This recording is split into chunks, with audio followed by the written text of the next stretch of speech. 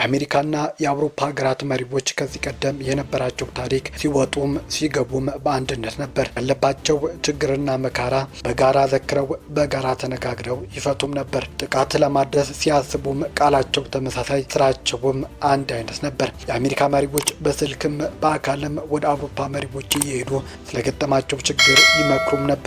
የአውሮፓ መሪዎችም ተመሳሳይ ስራን ይሰሩ እንደነበር ያለፈ ዜና መዛግብታቸው ይነግረናል። ትራምፕ የተባሉ የአሜሪካ ፕሬዝዳንት 47ኛ መሪ ሆነው ከተመረጡ በኋላ ግን እነዚህ ወዳጆች መሃላቸው ንፋስ ገብቷል።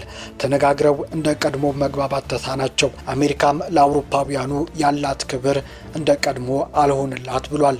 የአውሮፓ መሪዎችም ቢሆን የትራምፕ አስተዳደር በተለያየ ጊዜያት የሚወስዳቸው እርምጃዎች፣ የሚያሳልፋቸው ውሳኔዎች አልዋጥ ብላቸዋል። ይልቁንም ትራምፕ በሩሲያ ዩክሬን ጦርነት የሚወስዱት ውሳኔ እንደ ቀድሞዎቹ የአሜሪካ መሪዎች ለአውሮፓውያኑ የተመቸ አልሆን እያላቸው ተቸግረዋል። የትኛውም የሩሲያ ዩክሬን ጦርነት ድርድር ሲያደርጉ ዶናልድ ትራምፕ እሳቸው ብቻ ነው የሚወስኑት። በዚህ ላይ አሜሪካ በኔቶ ያላት ተጽዕኖ ለመቀነስም እያሰቡ ነው ዶናልድ ትራምፕ። ምክንያቱ ደግሞ አብዛኛው ወጪ አሜሪካ ስለምታወጣ ነው የሚል እምነት በዶናልድ ትራምፕ በኩል ስላለ ነው። ይህ መረጃ በአብዛኛነትም እውነትነት እንዳለውም ይነገራል። በዚህ ምክንያት አውሮፓውያኑ የመገፋት ስሜት እየተሰማቸው ነው። አውሮፓና አሜሪካ አንዱ የአንዱ ጠላት ሊሆን ይችላል የሚለው ስሜት ትራምፕ ስለ ግሪንላንድ ያነሱት ሀሳብ የወሰዱትም ውሳኔ እስከሚሰማበት ቀን ድረስ በአንድም ሰው ሕሊና አልነበረም። ነገሮችን ሁሉ በንግድ ሂሳብ የሚያሰሉት ዶናልድ ትራምፕ አሜሪካ ግሪንላንድን መጠቅለል አለባት፣ ይህም መሆን አለበት የሚለው ውሳኔያቸው ካሰሙበት ቀን ጀምሮም ይህ አውሮፓና አሜሪካ ግንኙነታቸው ንፋስ እንደገባበት ፍንትዋ አድርጎ አሳይቷል። ከዚህ በላይ ደግሞ አሜሪካ በኢራን ላይ የከፈተችው ጦርነት የትራምፕ አካሄድ ላይ እንዲያስቡበት የበለጠ እየገፋፋቸው ነው።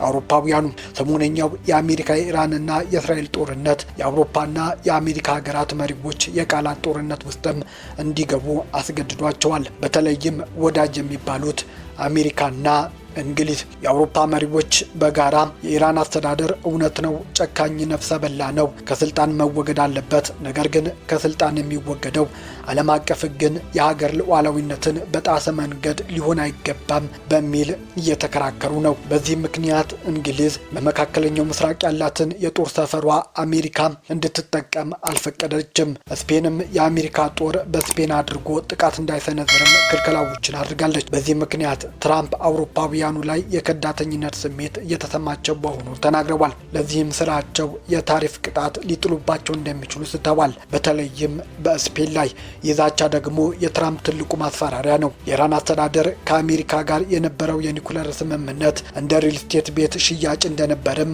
ኢራናውያን እየተናገሩ ነው። ይህም የሰውየው እሳቤ ነጋዴነታቸው ይበልጠዋል ለሚለው መከራከሪያ ትልቁ ማሳያም እየሆነ ነው።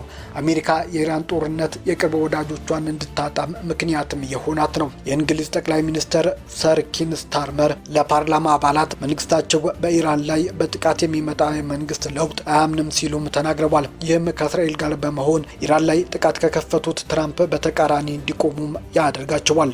አሜሪካ የዩክሬን ጦር ሰፈር እንድትጠቀም መፍቀዳቸው ተገቢ እንደነበርም በመግለጽ ተከላክለዋል። ከፕሬዝዳንት ትራምፕ ጋር በመጀመሪያ ጥቃቶች ላይ ላለመሳተፍ መወሰናቸውን አልተግባባንም ነበር፣ ነገር ግን የብሪታንያ ብሔራዊ ጥቅም ምን እንደሆነ የመወሰን የእኔ ኃላፊነት ነው ሲሉም ለፓርላማ አባላቱ ጠቅላይ ሚኒስትሩ ተናግረዋል። ይህ እንግሊዝ እስካሁን ድረስ በቀጥታ በኢራን ጦርነት ላይ ለመሳተፍ ፍላጎት እንደሌላት አሳይቷል። ነገር ግን እሁድ ዕለት ሁኔታዎች ተቀየሩ ያሉት ጠቅላይ ሚኒስትሩ የኢራን ተገቢ ያልሆነ ምላሽ ለሕዝባችንና ለፍላጎቶቻችን እንዲሁም ለአጋሮቻችን ስጋት ሆነ ሲሉም ተናግረዋል። ኢራን ለአሜሪካና ለእስራኤሎች ጥቃቶች የወሰደችው የበቀል እርምጃ በመካከለኛው ምስራቅ የሚገኙ የብሪታንያ ሕዝቦች ስጋት ላይ ጥሏል። ይህም የቴህራንን የሚሳኤል መሰረተ ልማት ለመምታት የጦር ሰፈሮቻችን ጥቅም ላይ እንዲውሉ እንድንፈቅድ አድርጎናል ይላሉ ጠቅላይ ሚኒስትሩ። የፈረንሳይ ፕሬዝዳንት ኢማኑኤል ማክሮን ሀገራቸው በኢራን ላይ የተከፈተውን ጦርነት እንደማትደግፍ ተናግረዋል። ማክሮን ላለፉት ዓመታት በተከታታይ አውሮፓ ከአሜሪካ የጦር ኃይል ጥላ ስር መውጣት አለበት፣ ራሳችንን መቻል አለብን ሲሉም በተደጋጋሚ እየተደመጡ ነው። በተለይ የግሪንላንድ ጉዳይ ከተነሳ ወዲህ የበለጠ ይህ ሀሳብ በአውሮፓውያን ዘንድ እንዲቀነቀን እያደረገም ነው። ማክሮን ሀገራቸው አሁን ወደዚህ ጦርነት የመግባት ሀሳብም እቅድም እንደሌላት እቅጩ ተናግረዋል። ከዚህም ባለፈ ሀገራቸው የሩሲያ በዩክሬን ላይ እያደረገች ያለችው ጦርነት፣ የቻይና በኢኮኖሚው ዘርፍ ላይ እያሳየች ያለችው መፈርጠምና አሜሪካ ጠበኝነት በማየት ከዚህ ቀደም በኒኩሌር ጦር መሳሪያ ላይ ትከተለው የነበረውን አካሄድ ፈረንሳይ እንደቀየረችም ገልጠዋል። ፕሬዝዳንቱ ሀገራቸው የኒኩሌር ጦር መሳሪያ ብዛቷን እንደምትጨምር በግልጽ ለዓለም አሳውቀዋል። ምክንያታቸው ደግሞ የትራምፕ ጠበኝነት ማብቂያ ስለሌለው ነው። እንግሊዝ በቆጵሮስ በሚገኘው የጦር ሰፈሯ መመታቱን ተከትሎ የኢራን ጦርነት ተሳትፎዋን እንድታጤን እያስገድዳት መሆኑን አስታውቃለች። የእንግሊዝ ጠቅላይ ሚኒስትር ይህንን ጥቃት ለመከላከል አሜሪካ የጦር ሰፈሮቿን እንድትጠቀምም ፈቅደዋል። አሜሪካ በህንድ ውቅያኖስ የሚገኘውን የዲያጎ ጋርሲያን የጦር ሰፈርና በግላስተርሻየር የሚገኘውን የራፋ ፌርፎርድ ጦር ሰፈር እንድትጠቀም ብሪታንያ ፈቅዳለች። ሰር ኪር ውሳኔያቸው ታሪክን መሰረት ያደረገ እንደሆነ ለፓርላማ አባላት በመግለጽ ሁላችንም ኢራቅ ላይ የተወሰነ ስህተት አንደግመውም ብለዋል። አውሮፓውያኑ በኢራቅ በነበረው ጦርነት ሀገሪቱ የኒኩሌር የጦር መሳሪያ ለመታጠቅ እየሰራች ነው፣ በፍጥነት ጥቃት ይወሰድ በሚል አሜሪካ ባደረገችው የማዋከብ ስራ ጦርነቱ በኢራቅ ላይ ተከፈተ። ሁሉም ነገር ሲያበቃ ግን የአሜሪካ ውንጀላ ውሸት በሪላም ወለደ ሆኖ ተገኘ። በአሜሪካ የተሳሳተ መረጃ ምክንያት ኢራቅ ዶግ አመድ ሆነች። የእንግሊዝ ጠቅላይ ሚኒስትር ይህንን ስህተት ለሁለተኛ ጊዜ አንደግመውም ሲሉም ለሀገራቸው ፓርላማ ቃል ገብተዋል። ኢራን በተደጋጋሚ የኒኩሌር የጦር መሳሪያ ለማምረት እየሰራሁ አይደለም፣ አሜሪካ የምታቀርበው ክስ የተሳሳተ ነው ስትል ያስተባበለች ሲሆን ዓለም አቀፉ የአቶሚክ ኢነርጂ ኃይልም ይህን የኢራን ሀሳብ ሰሞኑን ባወጣው መረጃ እውነት መሆኑን አረጋግጧል። ተቋሙ እንዳለው ኢራን 60 በመቶ ንጹህ የተብላላ ዩራኒየም አላት።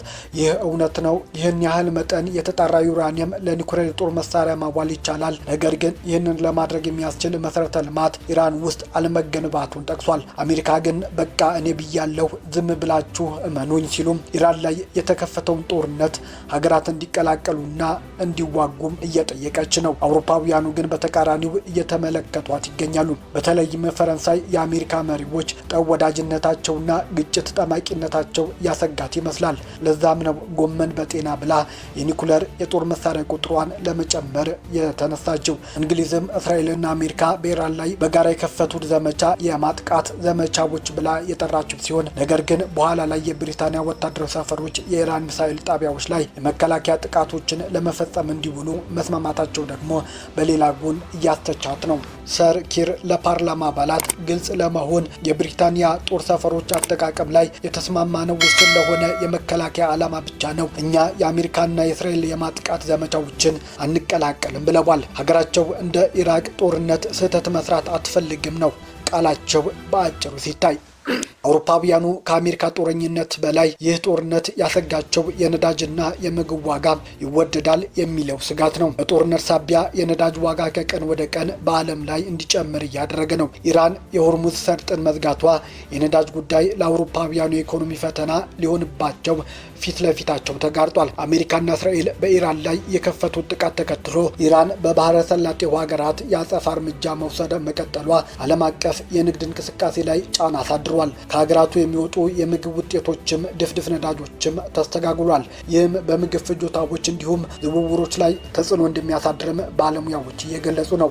የሆርሙዝ ሰርጥ መዘጋት የበቆሎ የስንዴና የሩዝ ዋጋ እንዲንር ያደርጋል። በሌላ በኩል ማዳበሪያ ለመስራት የሚውል ኬሚካል ዩሪያ እጥረት ሊከሰት እንደሚችልም ባለሙያዎች ገልጸዋል። ትልቁ ጥያቄ ለአውሮፓውያኑ የሚፈጠረው እዚህ ጋር ነው። ሀገራቱ በሩሲያ ዩክሬን ጦርነት ምክንያት የነዳጅ ጉዳይ ትልቁ ፈተናቸው ሲሆን የኢራኑ ሲጨመርባቸው ችግሩ የበለጠ ያከፋባቸዋል። ግብርናው ያለ ማዳበሪያ አይታሰብም። አውሮፓውያኑ የማዳበሪያ መስሪያ የሚያገለግለው ግብዓት ላለፉት 5 ቀናት ተስተጓጉሎባቸዋል። ይህም በአሁኑ በግብርና ምርታማነት ላይ እስከ 50 በመቶ ምርት ሊያሳጣቸው ይችላል። ጦርነቱ ከተራዘመ ደግሞ ችግራቸው በዛው ልክ እየከፋ ይመጣል። የአውሮፓ ህዝቦች ችግር ሲገጥማቸው እንደ አፍሪካ ህዝብ ዋጥ የማድረግ ባህል የላቸውም።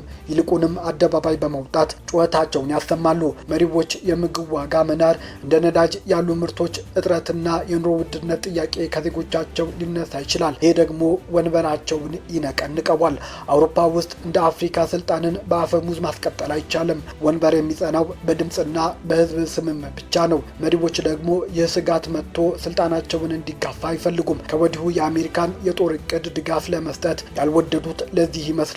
ሌላው ስጋታቸው እነሱ ወደ ጦርነት ከገቡ በኢራን በኩል እነ ቻይናና ሩሲያ ወግነው የሚገቡ ከሆነ እልቂቱ አድማስ ያሰፋዋል የሚል ግምታቸውም በአውሮፓ ሀገራት ላይ እንዳለም ይነገራል። ይህ ደግሞ አውሮፓ የኢኮኖሚ ፈተናዋ የኑሮ ውድነት እንዲከሰት በዜጎችና በመንግስት መካከል አለመስማማቶች እንዲፈጠሩ ሊያደርግ ይችላል ሲሉም ባለሙያዎች ስጋታቸውን ይገልጻሉ። ትራምፕ በበኩላቸው አውሮፓውያኑ ፈሪ ሲሉም እየወረፋቸው ነው። የኢራን ጦርነት በ5 ሳምንት ውስጥ ይጠናቀቃል ሲሉም የሚዝቱት ዶናልድ ትራምፕ ሀገራቸው በቂ ዝግጅት ማድረጓንም እያስረዱ ነው። በዚህ ጉዳይ እየወጡ ያሉ የትንታኔ ዘገባዎች እንደሚያሳዩት የኢራን ጦር ያለው አወቃቀር ለእንደዚህ አይነት ቀን የተመቸ ተደርጎ ነው የተዋቀረው ይላሉ። በተለይም አሜሪካ የጦር መሪዎች መግደሏ ለኢራን ጦር መዳከም እንደ ምክንያትነት የሚቀርብ ሲሆን፣ ተንታኞች ግን በኢራን ጦር ውስጥ ያለው መዋቅር የተለየ መሆኑን ያነሳሉ። አሜሪካ እግረኛ ጦሯን የምታስገባ ከሆነ ጦርነቱ ሊያራዝም ይችላል የሚሉት ባለሙያዎች ችግሩ ከመስፋቱ በፊት ፖለቲካዊ አማራጮች እንዲወሰንም እየጠየቁ ነው። የስፔኑ ጠቅላይ ሚኒስትር ፔድሮ ሳንቼዝ አሜሪካ ከ23 ዓመት በኋላ በመካከለኛው ምስራቅ ወደማትወጣው አስፈሪ ጦርነት ውስጥ እየተዘፈቀች ነው ሲሉም አስጠንቅቀዋል። የአሜሪካ መንግስት እየገባበት ያለው ጦርነት እንዲሁ ቀላል አይደለም ሲሉም ያስጠነቀቁት ጠቅላይ ሚኒስትሩ የኢራን አገዛዝ ጨካኝ ነው፣ መወገድ አለበት፣ ነገር ግን ዓለም አቀፍ ሕግን በጣሳ መንገድ አይደለም የሚወገደው ሲሉም የአሜሪካን አካሄድ ኮንነዋል። ጦርነት አያስፈልግም ያሉት ሳንቼዝ ሀገራቸውም በዚህ ጦርነት እንደማትሳተፍ የጦርነቱ ደጋፊም አለመሆኗን በይፋ ተናግረዋል።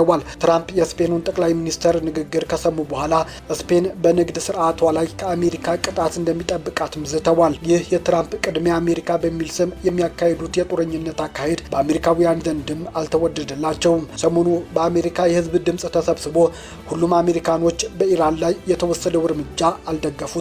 አውሮፓውያኑም ለዘመናት ወዳጃቸው መካሪያቸው ከነበረችው አሜሪካ የኢራን ጦርነት ሆድና ጀርባ እንዲሰጣጡም አድርጓቸዋል። በውስጣቸውም እንደ እርሾ የተቀምጦ የነበረው አለመተማመን አሁን የኢራን ጦርነት አደባባይ እንዲወጣም እያደረገው ነው።